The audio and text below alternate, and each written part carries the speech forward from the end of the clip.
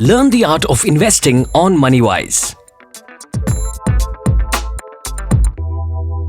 Welcome to this very special two-part series of the MoneyWise podcast. I'm Sheetal, and this is a podcast where we simplify the science of investment and help our listeners get started on the journey of creating wealth using their income.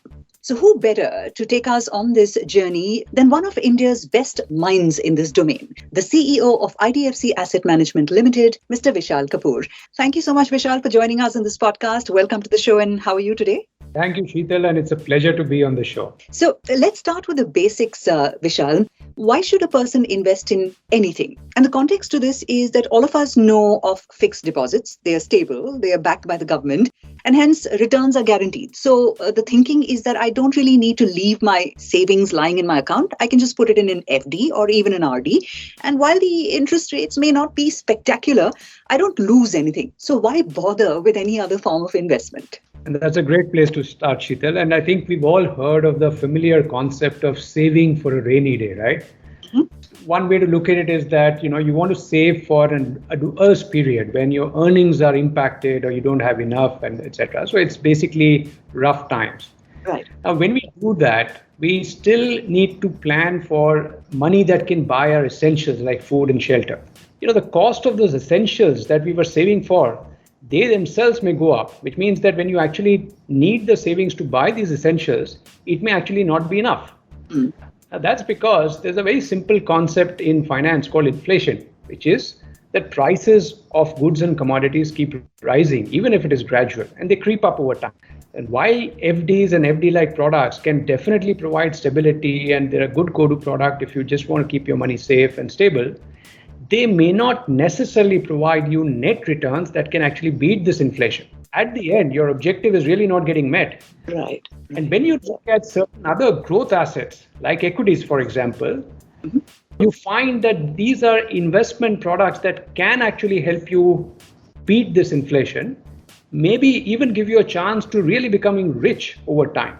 Right. When you're really trying to move from saving towards becoming an investor, you really want better chance at meeting your financial outcome, whatever it is that you were saving for. And that may sometimes mean that you do have to take a bit more risk. Investment is all about having a bunch of these products, whether growth oriented or stability oriented, and you allow that to power, to achieve your goals while also providing some cushioning against market fluctuations. So, Vishal, what are the best ways of investing money? For example, I have some money saved and I can add a little bit to it every month, and I hope to receive a decent amount at maturity a few years or a few decades from now. Maybe even, become rich. So what is my best bet? The first thing to do is really identify what it is that you're trying to do, which is what is your financial goal? That's really has to be the starting point. Is it for retirement? Is it for children's education? Is it for the wedding? Or are there really even near-term goals like, purchasing an asset, maybe a car? What's your financial goal? And that's very important as a starting point. Okay. Because once you have that goal, the next step would be to try and estimate what is the time you have to be able to fructify that goal and what are the costs that you have for that goal. Now, keep in mind, the common issue here is that when we estimate this cost, you have to adjust for this inflation that I spoke about. Now, if this does begin to sound complex, don't worry. There are a lot of resources online, including financial calculators, that can help you do this very, very easily, including our own website, idfcmf.com. You can go there, you can go to a section called retirement, tools and planners. And most of these websites will give you a very simple way to estimate some of these common goals and how much they may cost based on your own assumptions. Right?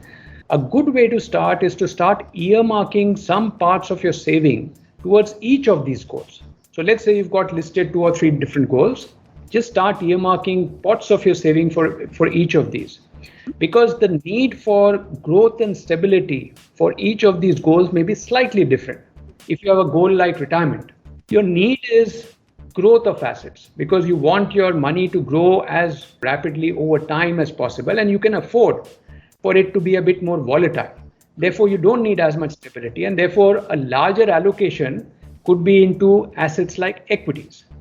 Similarly, if your goal number 2 is a vacation, let's say 2-3 years later, you need more certainty, and therefore a larger part of your savings should go into fixed income products because they are more stable. You don't want too much volatility. The good thing is mutual funds like ours do offer a full range of products that can help you balance out these specific needs for growth and stability and liquidity.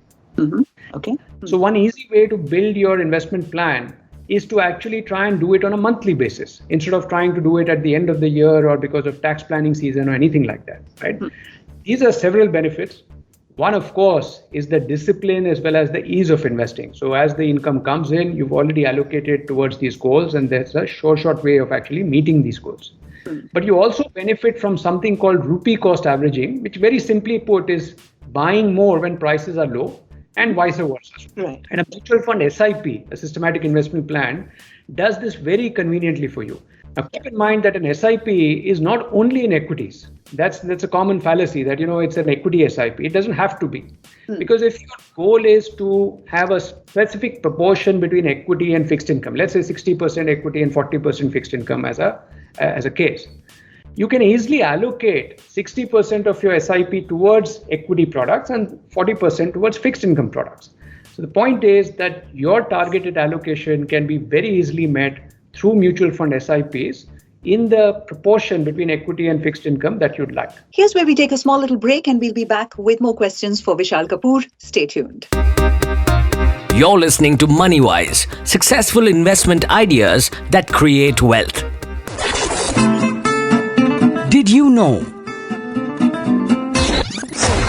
A 2021 survey showed that over 40% of Indian SIP investors started their first SIP in their 40s and 35% in their 30s.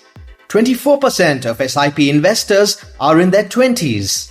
33% of Indian women are more willing to start a new SIP in their 20s compared to 22% of men. Personal Finance Simplified, only on MoneyWise. The conversation on MoneyWise continues with Vishal Kapoor.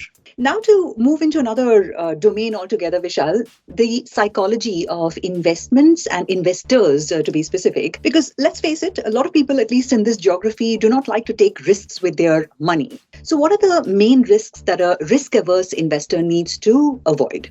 Think about it from what's the risk to you?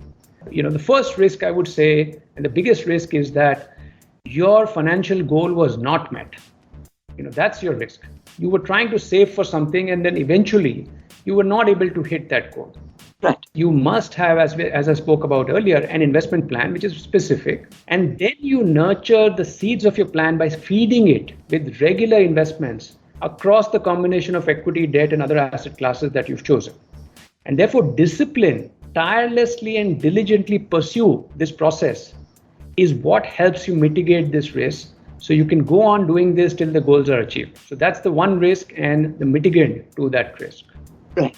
The second risk I'll talk about is the importance of awareness as well as the expectations we have. Investor Warren Buffett said once that risk comes from not knowing what you're doing.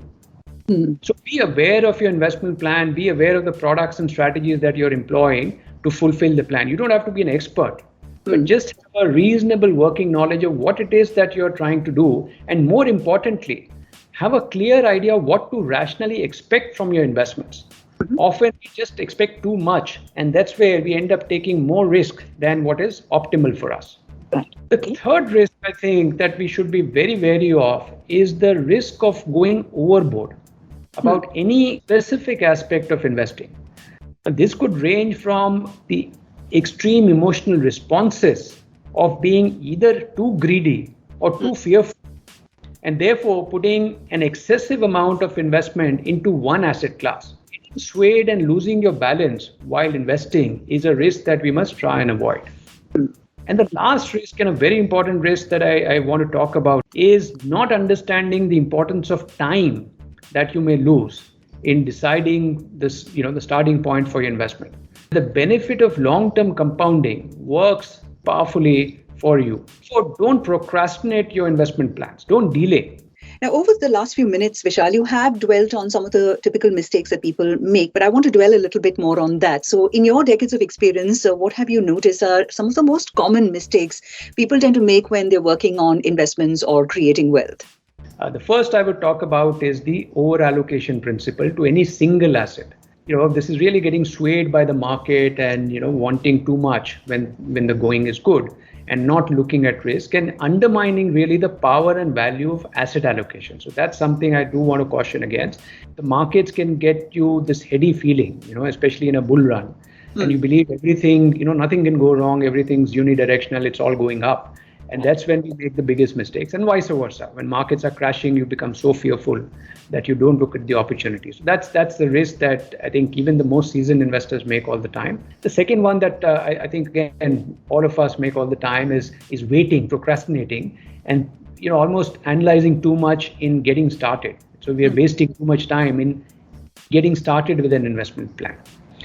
Once we have a plan, I think not following the plan is another big mistake that we see all the time. So, you start off with something or you don't structure it very well. You just put some random thoughts together and processes and don't really think about how you're going about doing it. This can also include, investing based on tips or whims or market hype, etc., or just following a fad. Stick to a process, stick to a plan, not just get swayed too much by the market hype. Patience is very, very important in investing. Keep that in mind, and some amount of discipline as well. So expecting too much or, changing course too early, I think is another challenge that we see very often. Reviewing your portfolio is important. You should do it at a reasonable level. Doing it too soon may lead to some of the errors or the issues that we spoke about earlier. And not doing it would mean that you've really not kept sense of whether you're on the right track or not. So doing periodic reviews of your portfolio and making adjustments based on the change in life stage or how assets have moved, etc., is also important. Right. Some amount of self-education and understanding some of the basics is very important. So if you're listening to the podcast, I think you're in the right direction. At least you need to know some of these basics.